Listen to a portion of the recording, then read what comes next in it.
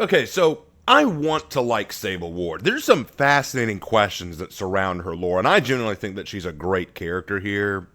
I think somewhere in there's a good character. But there's one part of her lore that I think really hurts her, a part that kind of turns everything great about her lore on its head. Just follow me and I'll explain. So Sable Ward was always the weird girl, right? And we all know that type. You know, some of you were that type. I was kind of that type for a little while. I mean, we all went through our phases. She grew up in a suburban town with a perky mom and golf-loving dad, but she wasn't your typical sweet daughter.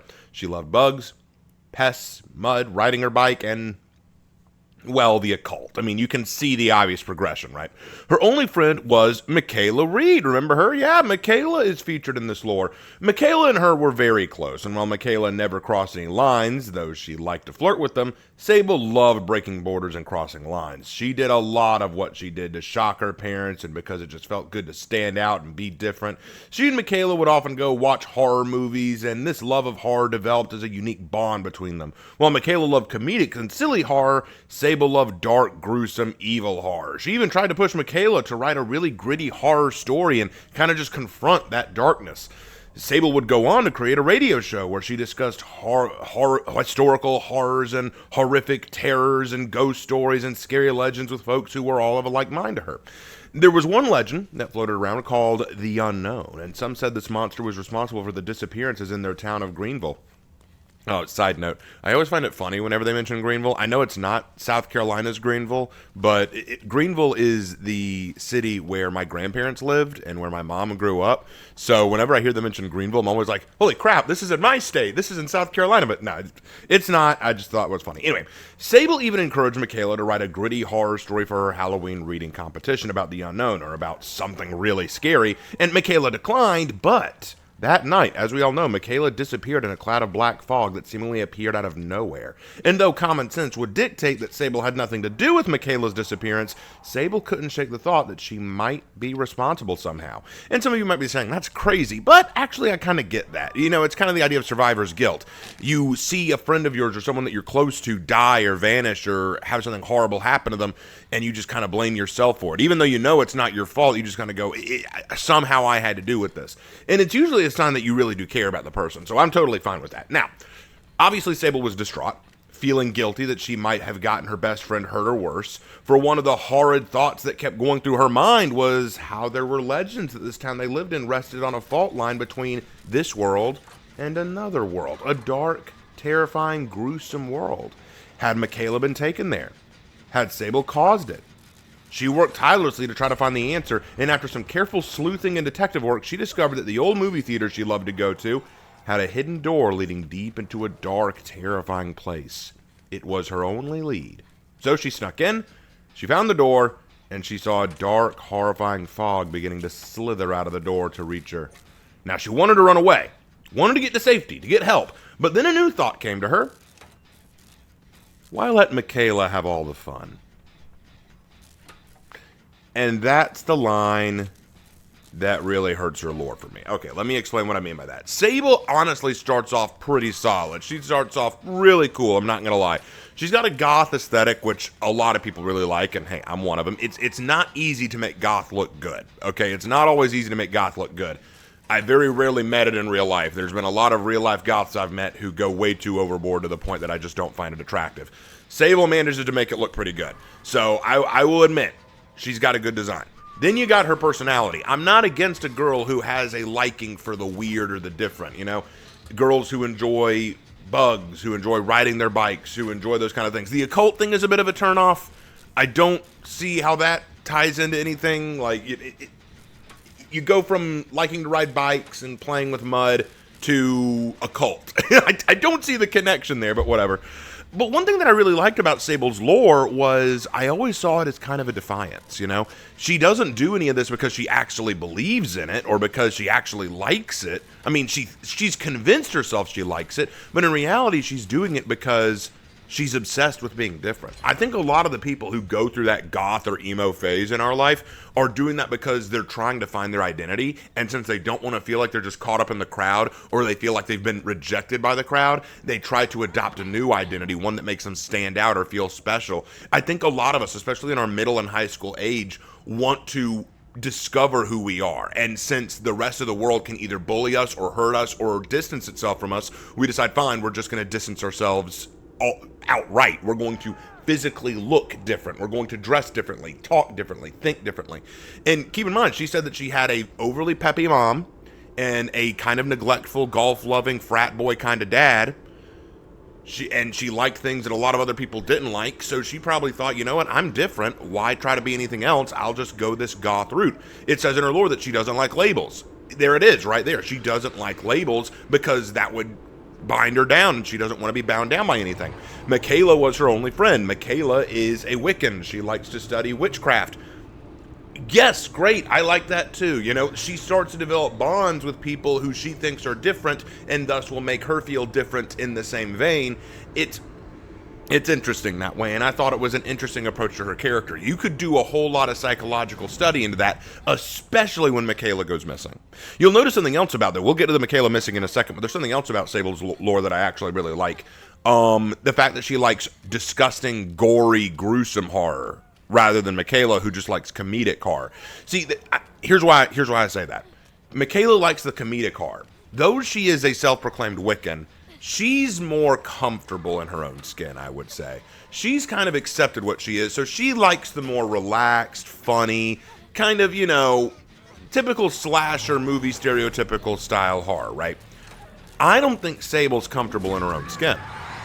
I think a lot of what she does is to put on a performance, to put on an act. That's why she gravitates to the more dark, gritty, and gruesome. Because it's a constant reminder, I like this. I like this. This is something that I identify with, that I enjoy. I feel like she puts so much of herself onto that because it's kind of a convincing of herself that this is the identity she wants to flower. And then it all comes to a stop when Michaela gets taken. Think about it. She feels guilty about Michaela getting taken. Is this my fault? Well, how could it be your fault? Because I've tried so hard to go in that direction. I've tried so hard to push myself in that direction. Like, think about it like this. Let's say that, let's use a smaller example. Let's say that I really liked anime, and I have a friend who just likes cartoons but isn't really into anime. And so I tell him all the time, dude, you got to check out anime with me. You got to check out anime with me. You got to check out anime with me. And he's like, I don't know, dude. Like, I'm just not all that interested. Oh, come on, man. You got to love that anime, man. You got to try it yourself. You just got to try an anime with me. And then a few weeks after that, he disappears. He goes missing. Like, I never hear from him again. A part of me is going to ask, was it me? Did I push him away because I constantly hounded him about this? Was that difference between us what caused this? Was me pushing him towards a hobby of mine what hurt him? Obviously, it's not. Obviously, that's a very silly example, but it kind of goes along in the same vein. She's always tried to push Michaela down that more gruesome, gritty horror path, to write gritty horror stories for her big Halloween debut, to go and see the more scary horror with her. Could her disappearance, could her have been grabbed by this unknown entity, been caused by her? Obviously not, but that would be a question that she would ask. And this may start to make her wonder, did all this cause her, my friend, to go away? Have I gone too far? And this is where I think we could actually see a little bit of psychological introspection, where she goes down to the movie theater, finds this door with dark fog coming out of it, the same dark fog that took Michaela, and now suddenly the horror is real. Even in the lore, it says she loved gruesome horror until it became personal. Well, now it is right in front of her. The dark, scary, terrifying horror is right in front of her. This could be the moment where her whole worldview falls apart. Because, oh, it's all fun and games when it's in a movie. It's all fun and games when I'm talking about it over my podcast or radio show. It's all fun then, but now it's right in front of me, and it took my best friend. This isn't what I want. This isn't who I am. You could have a great study of a girl going through a phase and forced out of that phase by reality, by something terrifying, something truly horror-struck. But then she says, why let Michaela have all the fun? That's where it crashed and burned for me. Here's why. You're probably thinking, why not? Raven, maybe it wasn't a phase. Okay, two things about that. Number one, because it forgets entirely what happened beforehand. She felt guilty about what happened to Michaela. She felt awful about what happened to Michaela. She was so upset she went sleuthing to try to find out where she went. She feels guilty and horror-struck and upset about what happened to Michaela. Now, oh, she's having fun and I want to join in. What changed? Why did you suddenly change your perspective on what happened to Michaela? I mean, here's the thing. Even if she is, because someone would say, "What, dude? She likes gruesome horror. She likes gruesome, scary stuff." Yeah, she does. And let's pretend like she still really is into that. Why would you want Michaela to go through that? Why would you assume, why let Michaela have all the fun? Shouldn't she be trying to help Michaela? This shows that she doesn't care about her friend. She just wants to get involved in the scary stuff with her, which I think is an awful direction to take her character. The second problem that I have with it is this is the first time we've had a survivor character purposefully run to the entity, purposefully go to that dark, scary place. Now, here's the thing. I have met some people who are emo or goth or identify as such. And while they often talk a big game, I guarantee you once actual push comes to shove, suddenly they're not so into it. Suddenly they're not so into the scary crap, especially when they could get hurt. Like, that's something that we need to keep in mind. Not every, like, if you told someone, oh, do you like horror movies? Yeah, man, I love horror movies. The more gruesome, the better, man. Would you like to be one of the people in there that the killer's going after? What? Yeah, dude, you want to be one of those people the killer's constantly trying to kill? Why would I want that, man? See, suddenly it's not so much fun anymore. But nah, she wants to have this fun. She wants to run it. She wants to embrace what the entity has to offer. And I'm kind of like, why? What? Look, I get it. You want to be different. You want to stand out. You want to be your own person. I got that. That's cool. I'm totally down with that. I think that's unique. We can explore that. But why do you want to embrace being killed over and over? Why do you want to embrace being chased by eldritch monsters? Do you like the pain? Do you like being killed? Do you like being attacked? And you're probably like, oh, come on, Raven. She doesn't know what's actually going on in the entity's realm. If she knew what was going on, she wouldn't want to be there. Okay, but she knows it's bad. That's the problem. She knows it's bad. She knows it's terrifying. That's why this doesn't work for me. But there's so many other things you could talk about with her lore. For example, we know about Michaela, right? But Michaela never mentions Sable in her lore. Why is that? Well, the obvious reason is because she's an addition. She's added on. She's a retconned in character. But a lot of people have wondered, maybe Sable isn't real at all. Maybe she's an invention of the entity. Ooh. Well, if that's the case, I would explain why she wants to go to the entity's realm. Like, she is just someone, she just wants to go there. Or maybe she's an imaginary friend in Michaela's mind. You know, maybe she was an imaginary friend that Michaela used to cope with her own differences. There are lots of explanations you could use for Sable's existence, but I'm just going to go with the very obvious idea that Dead by Daylight developers just kind of said, we're just going to add her in. We're just going to add her in. You know, we're not going to put any more thought into that than that. And anyway, there's a lot interesting about Sable. Her design's pretty decent. Her setup is good. Her conclusion isn't as good, and that's probably my biggest problem with it. That's probably my biggest issue. Just it seems to collapse in on itself. You know what I mean? But most of y'all don't care about the lore. Most of y'all don't care about all that. Y'all want to know about their perks. Okay, so for her perks, Sable perks revolve all around the basement.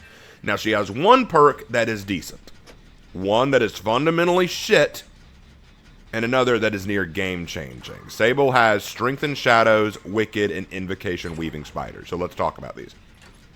Strengthen Shadows.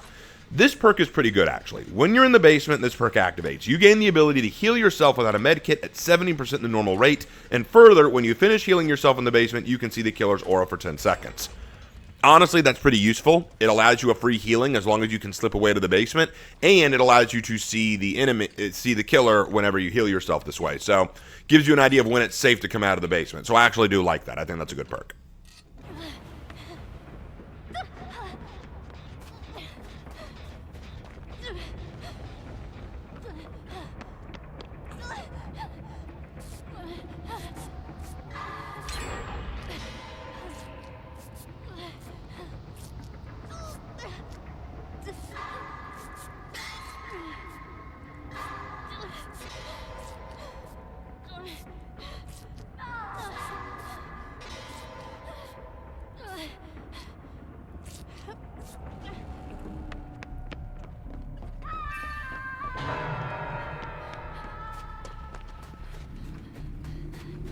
Wicked, meanwhile, is a perk that I think is fundamentally meaningless. Follow me on this. After being unhooked, you see the killer's aura for 20 seconds. Cool. And if you get hooked in the basement on first hook stage, you are given a guaranteed successful off-the-hook attempt. So, in other words, if you are hooked in the basement, you're assured to get yourself off. But there's a problem with that. It relies on you getting hooked in the basement on first hook. If you get hooked outside the basement for first hook, you lose the perk's greatest asset. And against basement campers, like this Chucky you're going to see in a moment, it's fundamentally worthless. I can get off, he's just going to knock me down again. Then I go back on and my chance is shot. It's just not a perk I recommend. The best way to use this perk is if you know that you're being chased, try to run towards the basement if you know where it is, so that way you can get there and hopefully he'll hook you there and you can use your free get off to escape from the hook. But otherwise, if you get hooked anywhere else at any other time during the trial, well, now all you get is when you're unhooked, you can see the killer's aura for a few seconds, which is nice, I guess. But I think the coolest thing about this perk is that you can get a free off the hook if you're in the basement. I hope you get the basement. That's all I can say about that. Not a big fan of Wicked.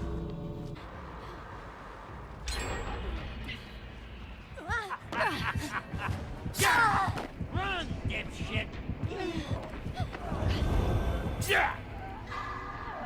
You're mine, shit for brains.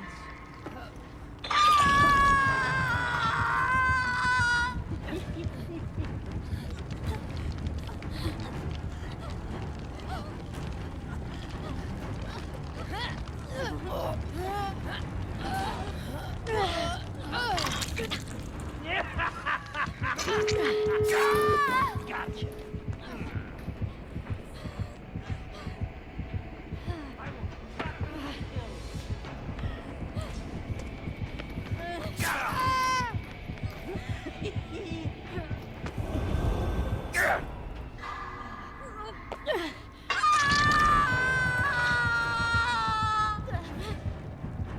Now, Invocation Weaving Spiders. This perk introduced invocation perks to the game, and this perk alone nearly broke the meta. Alright, so invocation perks create a chalk circle in the basement that the invocation perk holder can interact with.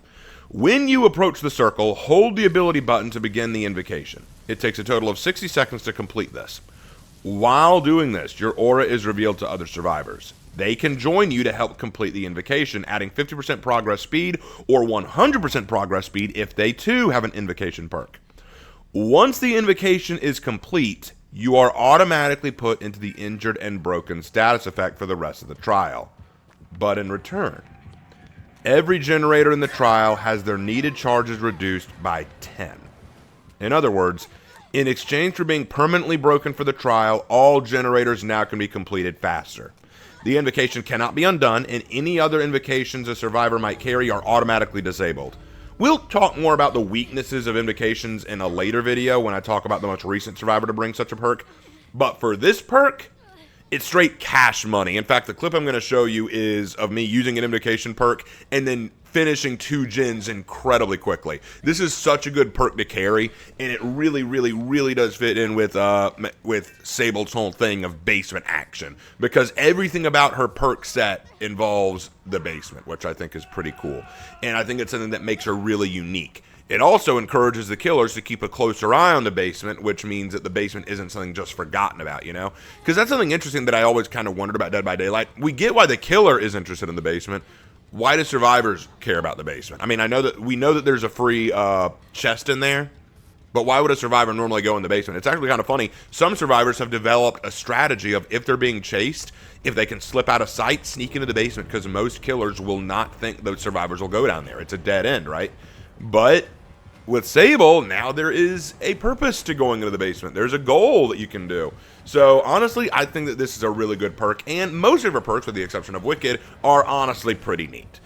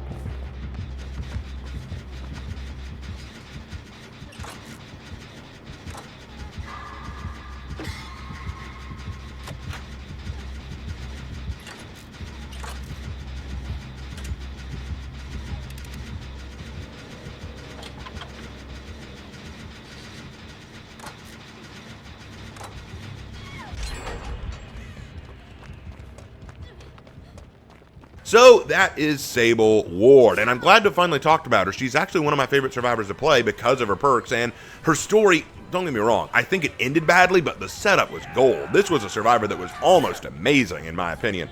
But now we got to talk about the killer that came out with her, the Unknown, and oh man, the Unknown is going to be weird to talk about. They're going to be very weird, but get ready, guys. It's going to be a crazy one, and I'll see you in my next video. Take care.